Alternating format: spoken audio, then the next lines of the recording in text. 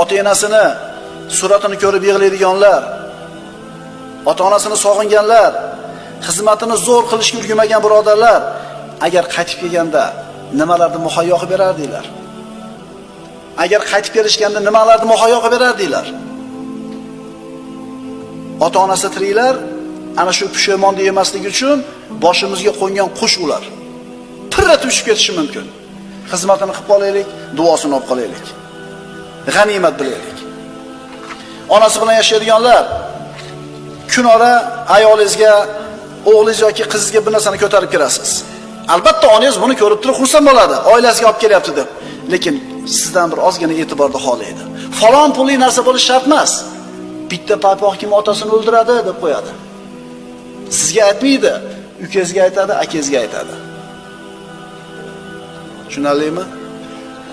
Xitoyga borasizlar, Turkiyaga borasizlar, hajga borasizlar, Germaniyaga borasizlar, Koreyaga borasizlar, borganda spiska bilan padarka olishni boshlaysiz. Onangiz bilan otangizdan boshlang. Chunki 5 yil qoldimi, 10 yil qoldimi Alloh biladi. Xotinga, o'g'ilga, qizga bir narsa ko'tarishdan avval ota-onaga mo'chontakka solib qo'ying bir narsani. Chunki g'animat. Bir aylanib kelaylik deb, enani qoldirib qo'yib, otani qoldirib qo'yib chiqib ketaveradi o'g'il bola, xotinini, bolalarini olib. Xursand bo'ladi ota-ona, bola-chaqasiga yaxshi qarayapti deb, lekin ozgina e'tiborni xohlaydi. Boradimi, yo'qdimi so'rab qo'yaveraylik. Dada, oyi, borasizmi? Men ketyapmiz, yuring. Chiqib ketayotganda emas. Darvozani yopib qolayotganda emas.